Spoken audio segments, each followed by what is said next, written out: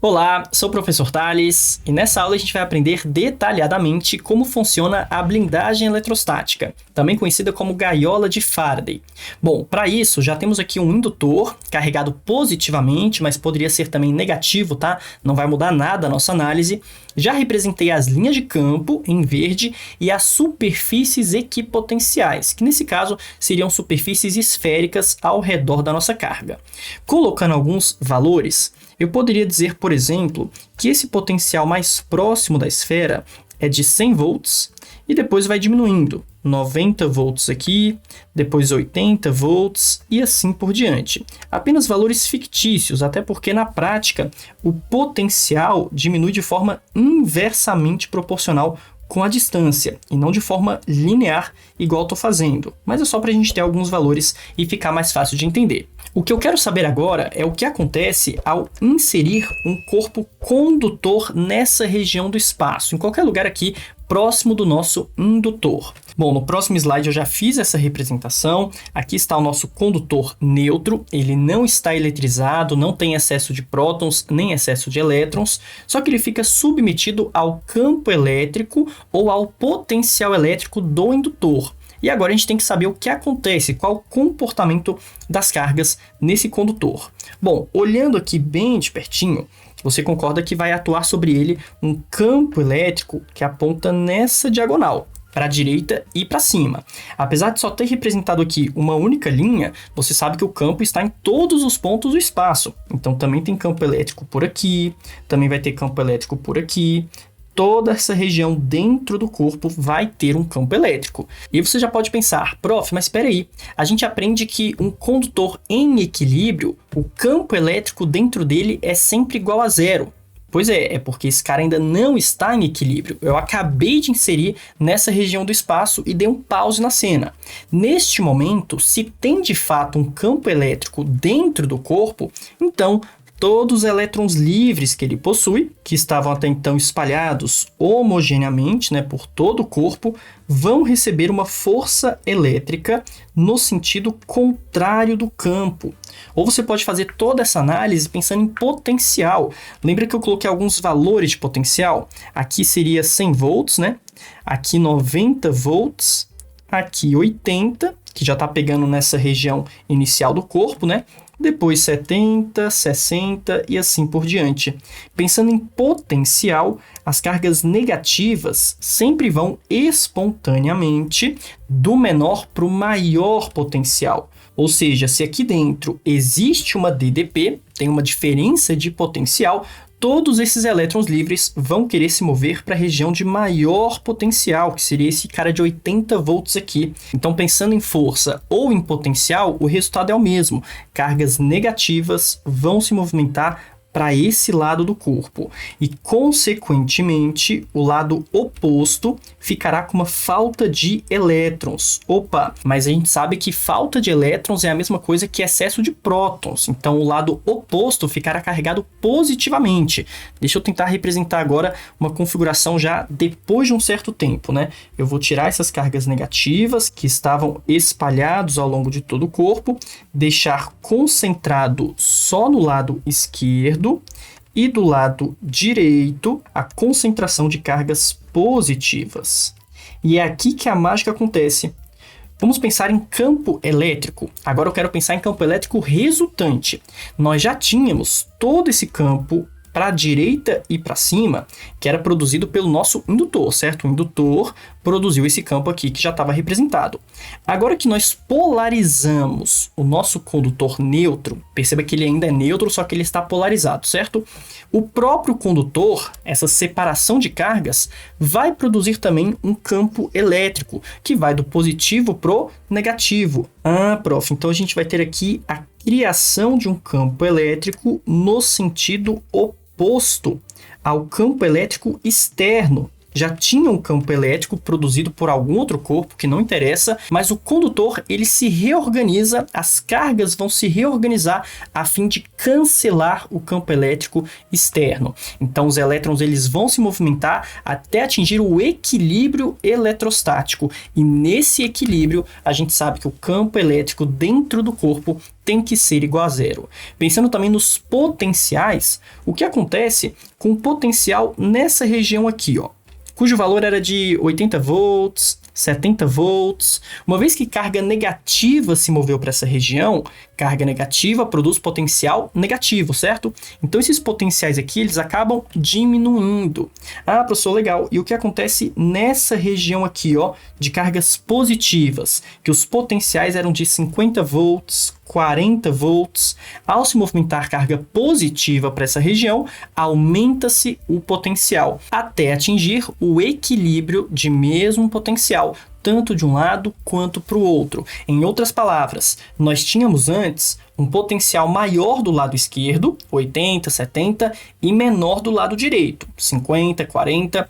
Quando as cargas se reorganizam, negativo para um lado e positivo para o outro, a ideia é abaixar o potencial de um lado do corpo e, ao mesmo tempo, aumentar o potencial do outro lado do corpo, até que o potencial em todo o corpo fica o quê? Igual, fica constante, e essa é a condição de equilíbrio eletrostático. Bom, para resumir tudo isso que eu falei, já deixei uma terceira figura prontinha, já com todo o resultado final, tanto de potencial quanto de campo. É isso aqui que acontece no equilíbrio eletrostático. E aqui está a nossa blindagem eletrostática. É claro que tudo isso que a gente comentou acontece em um piscar de olhos. Você colocou o indutor próximo do condutor, as cargas já se reorganizam rapidamente a fim de cancelar o campo elétrico no seu interior. Então, mesmo o corpo neutro, ele tem sim uma blindagem eletrostática. Ele está protegido de campo que ele mesmo estaria produzindo, se ele fosse eletrizado, mas também está protegido de campos elétricos externos. E olha só que legal, o potencial ao redor do corpo. O potencial ele fica meio estranho, meio deformado, que é justamente para manter o potencial aqui dentro constante. Então, qualquer ponto que a gente pegar na superfície ou dentro vai ter o mesmo valor de potencial. Colocando os valores aleatórios de novo, eu teria aqui o potencial de 100 volts, aqui o potencial de 90 volts, aqui 80, aqui 70 e o potencial de 60 volts, ele está igual para todos os pontos do corpo. Aqui vai ser 60 volts, aqui vai ser 60 volts, 60 volts também, 60 volts também, e assim por diante.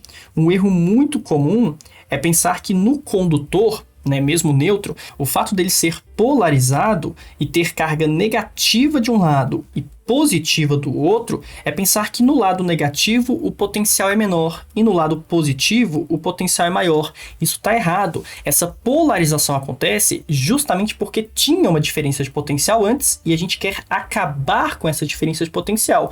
Então ele se polariza justamente para que não tenha um potencial maior de um lado ou maior do outro lado. E no final o potencial volta a diminuir, como já acontecia antes, né? Aqui 50 volts, aqui 40 volts, etc, etc, etc. E mais uma propriedade interessante, se você prestar bem atenção, eu fiz aqui propositalmente 3 linhas saindo do positivo e que entram no negativo do nosso condutor neutro, fazendo 90 graus. Todas as propriedades de condutor em equilíbrio têm que ser respeitadas. Então, as linhas de campo sempre formando o ângulo de 90 graus com a superfície. E não satisfeito só com essa propriedade, eu tomei o cuidado de representar 3 cargas negativas aqui e 3 cargas positivas aqui do indutor. Acontece que se eu tenho 3 linhas saindo e 3 linhas entrando, essas cargas são equivalentes. Imagina uma superfície imaginária que vai englobar, que vai comer essas 3 linhas de campo, certo? Uma vez que eu faço essa superfície imaginária, a carga resultante aqui dentro tem que ser igual a zero, porque eu estou englobando a mesma quantidade de linhas de campo. Se não tem campo perfurando por fora ou por dentro da superfície, então a carga aqui dentro tem que ser igual a zero. Isso é chamado de lei de Gauss, tá? Se eu pegasse, por exemplo, uma outra superfície, imagina essa superfície aqui, ó. Então não é mais verdade que as cargas são iguais, porque a gente tem uma linha de campo perfurando a nossa superfície, o que mostra que essa carga positiva é maior do que essa carga negativa, tá? O que mostra também que a indução, ela não é total. Essa carga induzida no nosso condutor é apenas um pedaço, é apenas uma parte, né, parcial, em relação à carga total do nosso indutor. Então, se eu colocar aqui uma carga Qzão para o indutor, para o induzido, vai ser uma carga Qzinho de um lado e menos Qzinho do lado. E aí, você está gostando do vídeo? Então deixa o like aqui embaixo e já se inscreve no canal para me ajudar a continuar trazendo esse tipo de conteúdo. E se você quiser aprender física comigo em um curso completo, começando do zero, acesse meu site que eu vou deixar aqui na descrição. Muito obrigado e tchau! Menos Qzinho do lado oposto. Mas não importa, o que eu queria falar aqui era da propriedade da blindagem eletrostática. E agora eu quero que você tente imaginar outras configurações. Visualmente mesmo, como que ficaria em outras situações também de blindagem eletrostática. Por exemplo, num campo elétrico uniforme, a mesma coisa acontece. E seria mais fácil de representar porque as linhas são paralelas e igualmente espaçadas. Perceba que também há uma polarização e o campo elétrico no interior do condutor tem que se manter igual a zero. Também fiz aqui as superfícies equipotenciais de rosa. Posso colocar alguns valores. Aqui se fosse 100 volts, aqui 50 volts, aqui 0 volts, menos 50 e 100 volts. Ah, professor, tem algum motivo especial para esse cara ser 0 volts? Não obrigatoriamente. É porque eu tenho uma carga positiva de um lado igual à carga negativa do outro lado. Por isso que no ponto médio tem que dar zero, mas isso não significa nada de diferente em relação a outra situação que a gente possa fazer, tá? E aqui, por exemplo, eu tenho uma carga positiva e 3 corpos com formatos diferentes, todos eles se blindando eletricamente em relação ao campo da positiva. Perceba que nós temos sempre uma polarização, de forma que o campo elétrico dentro dos corpos fique igual a zero. Então aqui é para você entender realmente que esse conceito é amplo, ele é genérico. Não importa se a carga é positiva, se a carga é negativa, se o condutor é quadrado, é redondo, nada disso vai importar no final. E tudo isso que nós fizemos até aqui foi uma blindagem eletrostática. Em algumas questões pode ser cobrado uma blindagem, só que seria uma blindagem eletrodinâmica. Aqui acontece uma certa confusão, mas eu vou te explicar, tá? Eletrostática é quando as cargas estão paradas e elas atingem um certo equilíbrio. Não se move, fica tudo paradinho.